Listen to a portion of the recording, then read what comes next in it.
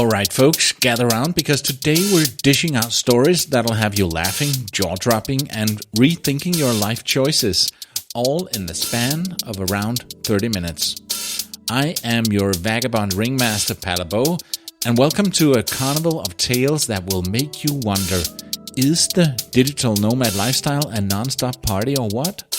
Imagine, if you will, the enchantment of swimming beside a blind elephant in the heart of Thailand, the intrigue of being caught in the spotlight of a reality show tailor-made about nomads, and the unexpected camaraderie found with not one, but two fearless Albanian grannies.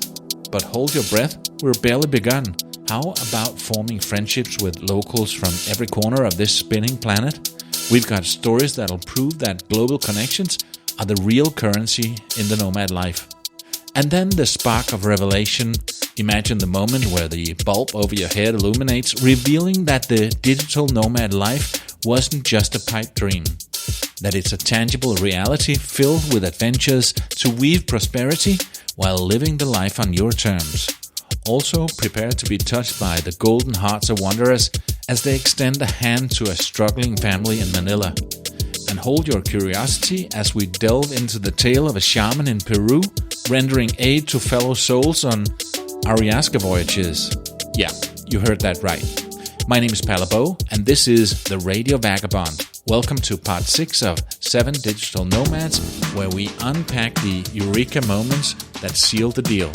So, gather close and step into a world where the impossible becomes remarkable and the remarkable becomes our reality. The ultimate destination for armchair travelers who are looking for inspiration to get out into the real world and let loose their wanderlust. This is The Radio Vagabond.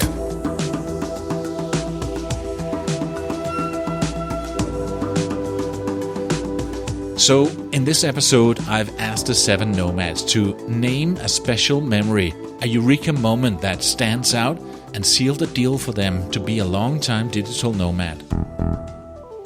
And let's start with Jason Robinson.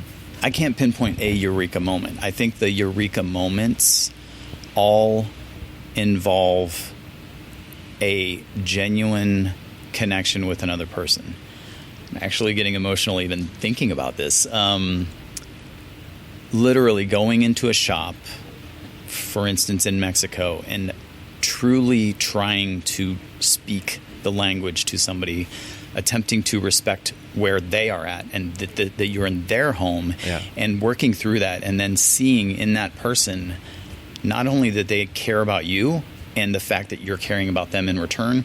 Those moments happen regularly if we put in the effort to be more of a connector than just a traveler or somebody who's passing through. So for me, it's when I'm in a place and I need some help and I'm afraid to ask for help, or I don't know how to ask for help, or I don't know how to ask for something that I need. I break through that and I try and connect with somebody, and you can see in their eyes that they appreciate that you're working hard, and then they start working hard. So there's these beautiful little connections that happen a lot if you put in the effort and you kind of maybe surrender to the vulnerability of traveling to new places, and that these things can be scary if you try and get out of your bubbles. Those mini relationships that might only last 5 minutes, going into a shop and having a connection where you can see into somebody's soul for a second, and you think they're looking deep into yours. That may sound really romantic, but it's true. I think those are the best times, and I don't necessarily have a phone number or a way to connect with those people again, but those are the little moments that really say, okay, this is why I'm here, this is what I want to do, this is how I want to connect with people, and let's try and do this a little bit more often, because that's where I think the long-term growth comes. It's not just let's make a living and let's make some money and geo-arbitrage and all these different things. I think the growth moments like that that's what keeps it worth it. In episode 2 of this miniseries, Nora Dunn told us that in her 12 years of being a digital nomad without a home base, she actually had 2, for a couple of years each. One was in the Caribbean and one was in Peru. And these memories stand out in her mind. It's an interesting question, because along the way, some of those home bases that I had I thought were new directions in my life. So when I lived in the Caribbean, I had a relationship with someone who lived there. So we lived together in that place. I thought that, and of course, as most couples, in new relationships, we had great dreams for, what we were going to build, do, and have on the island.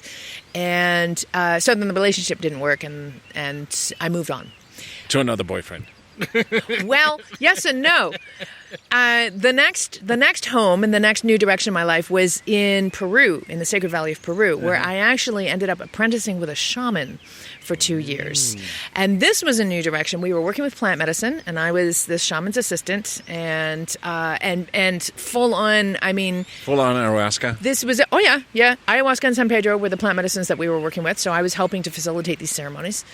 And this was my new direction. I was like, okay, that's it. I'm a shaman now. And I was getting my Peruvian residency, and I had my house, and we were doing the things. And the shaman that I was working with, my teacher and I, had made a lifelong commitment to one another. He was going to will me his entire retreat center if he died before I did. And I, in turn, was dedicating my life to being of service to the plants and plant medicine and to being his assistant.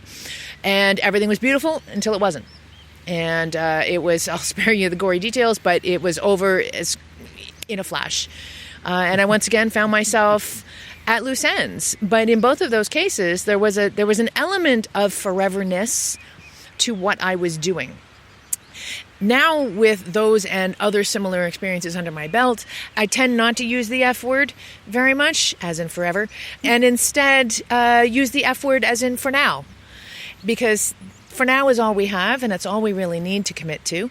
And I really like to throw myself into the experiences. I'm still as enthusiastically jumping into new experiences and ways of living around the world.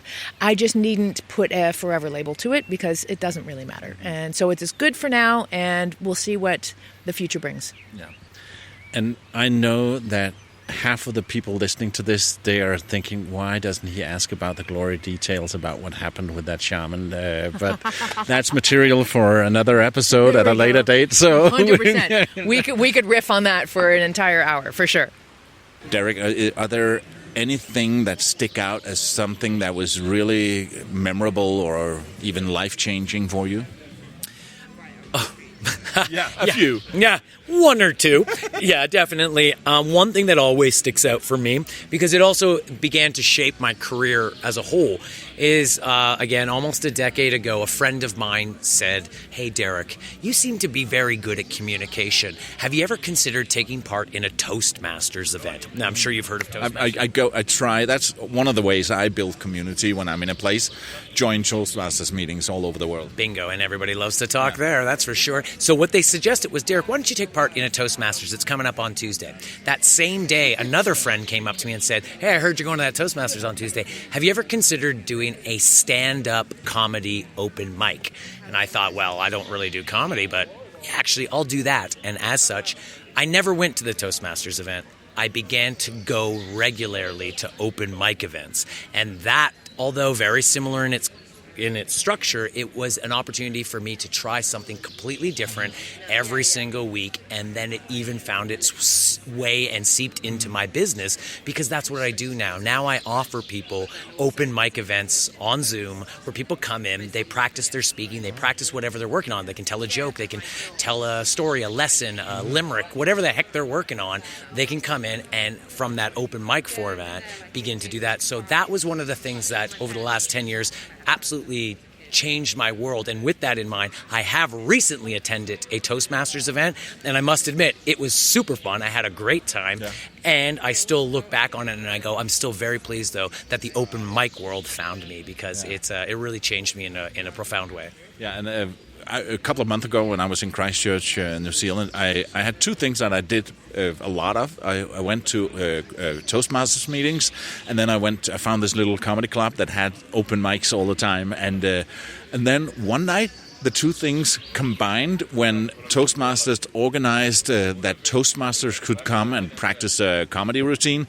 And the host of that was the stand-up comedian that I saw the night before at open mic. So it morphed together, and it was wonderful. And I got to make some friends there. Oh, absolutely. And the thing is, I don't ever kid myself and make it seem as though I'm some kind of comedian. I am not. In fact, I try my best not to identify as such. However, from time to time, I'll be a little bit humorous, and that will throw people off, and they'll be like, oh, I like this guy. He's kind of funny. But I wouldn't necessarily, all the credit in the world to stand-up comedians out there. It's a tough gig, that's for sure, Oh my God, I love getting up on stage and talking, but I would die on as a comedian. And actually, for me, it's I also like the idea of, and I know you've seen me on a few of these stages, I like the improvisational aspect of simply trying something completely different every time. And some stand-up comedians, it's working material. And for me, I can't work material because it would bore me. I wouldn't be able to repeat the same thing over. I like to do something completely different every time. Mm-hmm. That's my genius zone. That's what I love to do, is be able to just make it up on the spot, or just have something fresh each time I go up there. So that's kind of what lights me up inside. This was Mr. Derek Smith. Sean Busuttil from Australia is a professional writer, and his Eureka moment was when he got his first paycheck. That story is coming up in 20 seconds, after I remind you that this episode is partly supported by Hotels25.com. It's a website that does the work for you when it comes to finding the best price on a place to stay. It searches Booking.com, Hotels.com, Agoda, Expedia, Kayak, and many more sites in one simple search. It not only saves you time, but also money. Money that you could spend on ice cream. That was 20 seconds, and here's Sean. I think probably, the first thing that comes to mind takes me back to when I first really began this journey. And I remember I was in Rishikesh in India. I was in a restaurant, and I was drinking a cup of chai, and I was writing one of my, SEO articles. It may have been on washing machines or dishwashers, or it may have been travel related. And I had, I think, 8 articles to write, and I was getting paid $20 for each of these articles. So I was, writing the last of my 8 articles, and then writing the invoice for my work, and just thinking, I just made $160 remotely from Rishikesh in India, and that $160 would probably have paid for a month of my accommodation, or maybe even travel expenses in India. And for a lot of Indian people, that's more than a month's salary. Yeah. That's a lot of money. And this is back in 2013.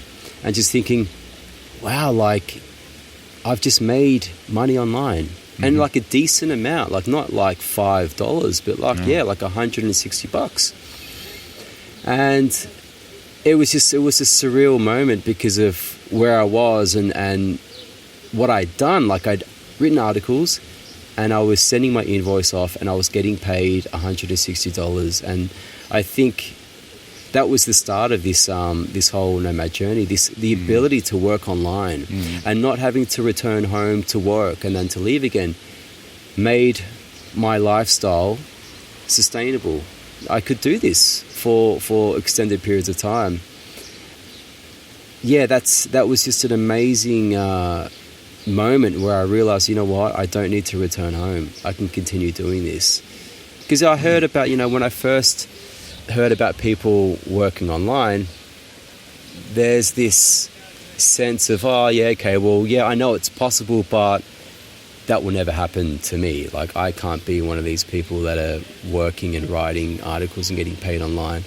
But I just achieved it, and that was the beginning, I guess, of my 10-year journey in this space. And it's been 10 years now, and I'm doing a PhD, and people ask me, what am I going to do when I finish the PhD? Am I going to go back home? Am I going to settle somewhere? And my answer is always no. I do always want to live some kind of a nomadic life, but it doesn't have to be traveling every month. It could be spending 6 months in Europe, 6 months in Asia. Having that flexibility in terms of where I work and where I live, I think is something that I've always wanted. And now, through remote work, it's possible, and it's possible, obviously now for millions of people, which is awesome. Italian Gianni has been a nomad for 10 years, and as you've heard him say, he was traveling with his girlfriend in the first few years. Here he is with the first of 2 transformative memories. Yeah, there were many because this journey has been transformative every year, and of course I'm not the same person of 5 years ago, 6-7 years ago.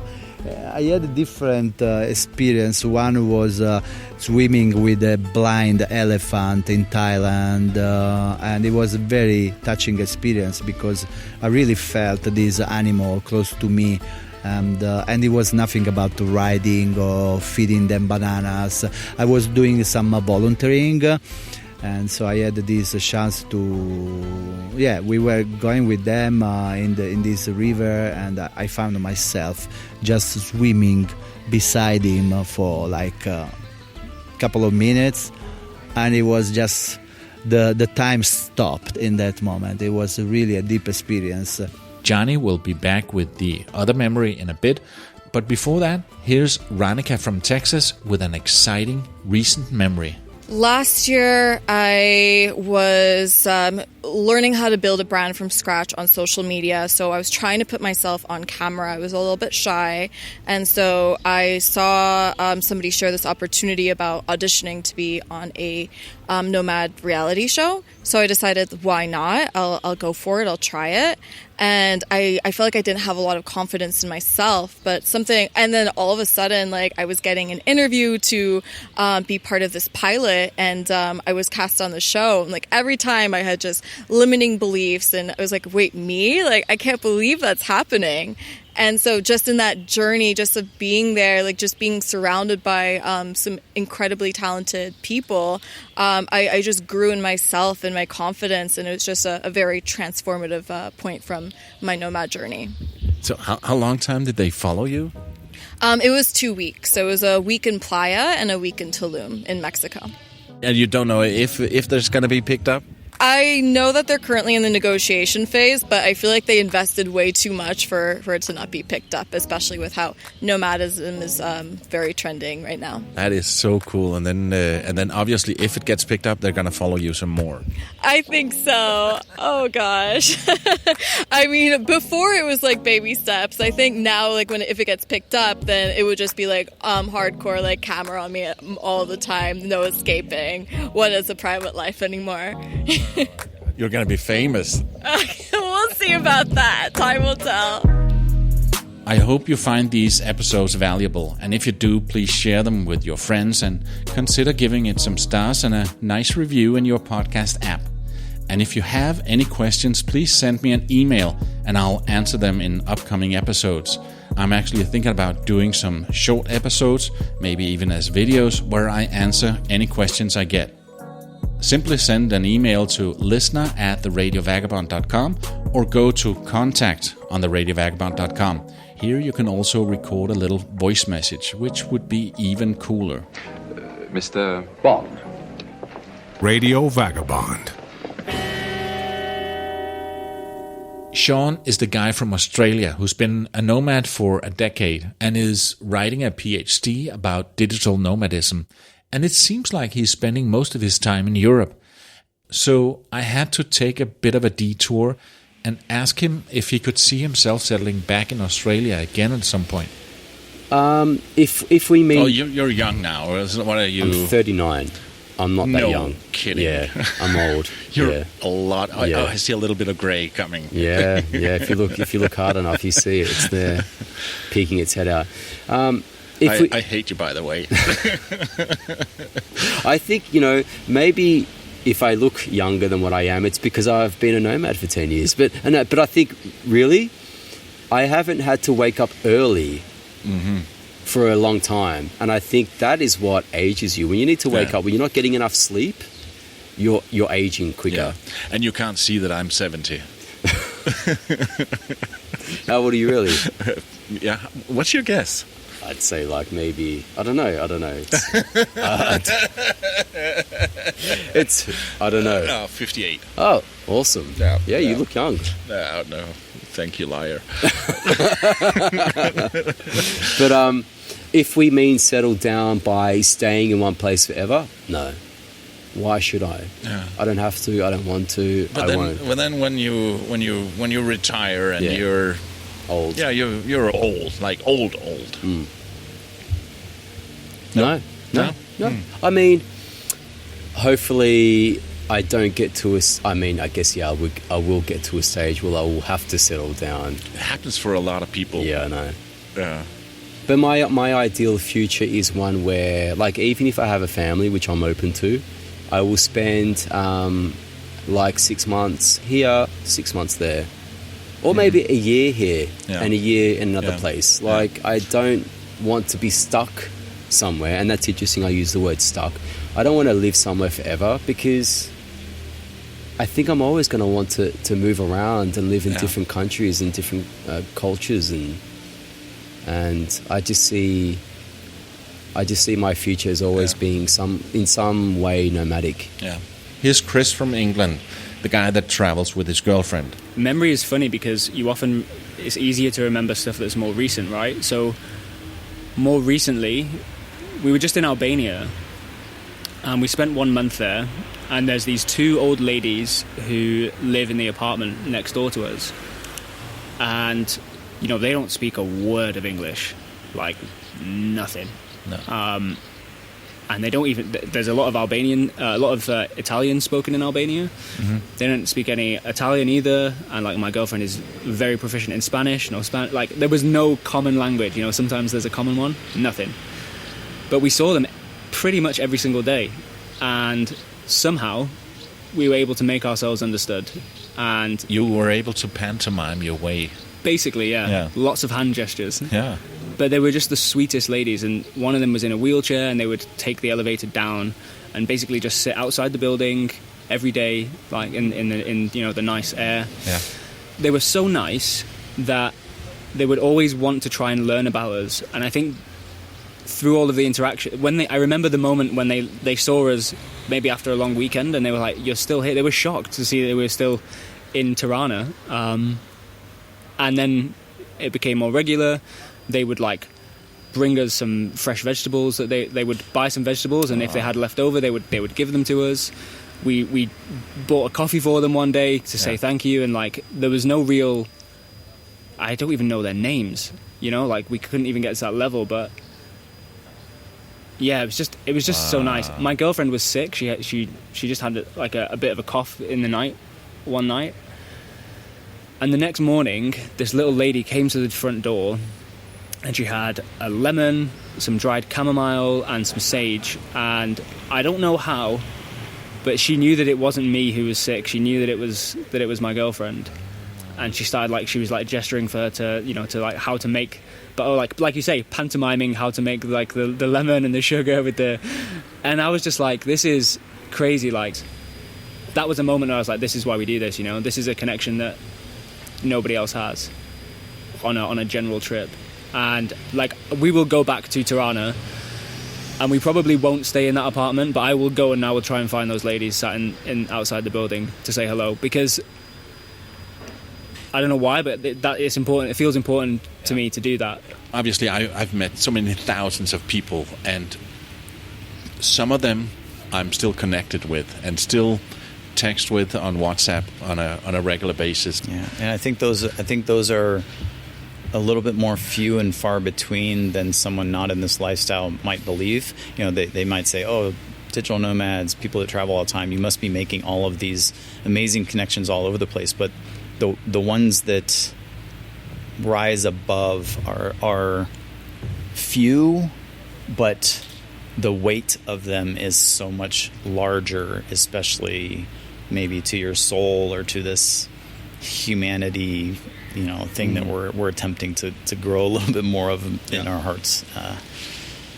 In Saudi Arabia, I was at a gas station where I couldn't pay with Visa or MasterCard. They only took the local Mara card. Someone paid for your gas? No, wow. No, not the gas, but I just wanted something for breakfast to eat in the car. And got it. Said, "Oh, I'll pay for you." I said, "Oh, yeah, I can't let you." Of course. To put things in a bag for me. And you need some biscuits, you need some juice, you need some this and that. Here.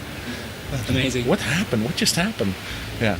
Yeah, you would never. And it wasn't like a rich guy. It was a regular guy. Yeah, I can't think when that would happen to me in the UK. You know. People crazy. with something's wrong here, but for the Saudis, it's so natural. Yeah.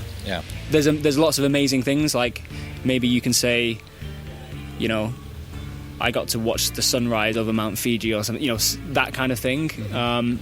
But actually, often it's like it's the people. You know, it's the guy recognizing me without glasses on, or somebody bringing you.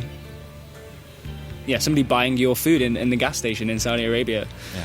It's stuff like that just makes you think, wow, like what is a border? What is a border for? Why do we have those? People are just people. And another experience was in the Philippines, where together with my ex-girlfriend, we were traveling in 2014. We arrived in this very, very poor village, small poor village, close by to Boracay. Boracay is famous in the Philippines for the white sand, the pristine water. And when you arrive at the airport near Boracay, you find all the taxi drivers say, oh, Boracay, Boracay, Boracay. Everybody goes there. And we arrived, we said, no, we're going to Tibiao. Well, Tibiao, there's nothing there. No, we want to go to Tibiao. We went there because a friend of us suggested this place. And the sand there, it's volcanic, it's black, nothing compared to Boracay. And so basically, one day we went in the market and there was this small restaurant. And there was, people, they watched us. Oh, where they come from, these people, I think they never saw foreigners there. And so it was a very humble restaurant, and we had some food, and we started to talk with the owner. And then there was this small girl coming from the rear of the shop, and she was, I think, 5 years old. 4 years ago, she was smiling. She had these very big eyes, and she was really curious about us. And basically, she was the daughter of the woman that was the dishwasher, So the woman was there doing all the cleaning. Very poor woman, and she had this daughter. The husband of this daughter of this woman was in prison for murder in Manila. And basically they were very, very poor. So we were touched by this girl. We played with her. We took many photos. She had this huge smile, innocent, huge smile. And nothing. Then the day after, we wanted to do something. And we spoke with the owner of the restaurant and with the daughter that she was speaking some English because the mother of the girl, she didn't speak English. This girl was called Diana, this little girl. So we bought a doll, big doll, some candies, and we went to meet them in this slum. Basically, they were living really in a hut, wooden hut. There was soil on the ground. They were really sleeping poorly, and basically.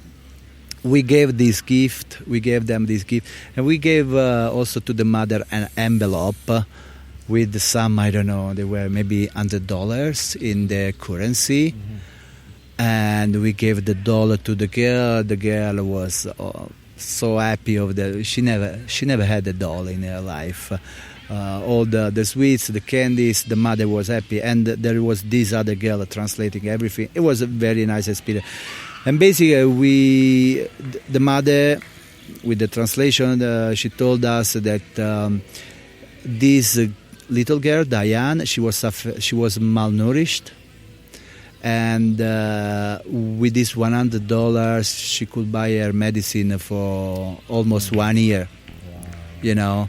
And so we realized that sometimes we have to stop and think about what we are doing, and for us it was an important moment because we realized that also traveling you can help people. You don't have to do always volunteering, all these kind of things. And as I repeat, you don't have to give money on the streets to the kids on the streets, but sometimes some nice gesture in the right environment can be helpful to people.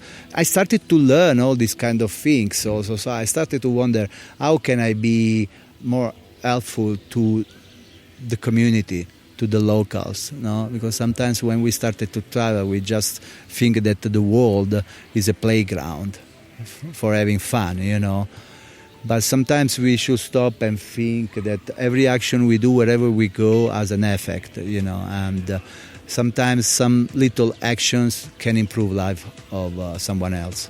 And as we come to the end of this whirlwind of stories that maybe have left you craving for more passport stamps, let's take a moment to remember life as a digital nomad isn't just about the places you see, but the people you meet and the moments that'll make your heart race. From elephants to reality shows, from Albanian wisdom to Manila's compassion, and all the way to Peru's shamanic journeys, we've unveiled the digital nomad's tale like never before. But wait, don't even think about stowing away those headphones. The crescendo, the grand finale of this miniseries, awaits you in the upcoming week. In our 7th and final installment, these extraordinary digital nomads will be bearing it all, sharing the ultimate guidance for those who dare to dream about becoming a nomad. Discover how to plunge headfirst into the digital nomad universe, finding your footing, and how to turn those dreams into reality. We're going to be diving into the treasure trove of wisdom these 7 nomads have to offer. So if you're thinking about dipping your toes in the wanderlust waters, that episode will be a must-listen. The best is yet to come. You've been listening to The Radio Vagabond. Please remember all your belongings when you leave the episode. My name is Palabo, and I gotta keep moving. See ya.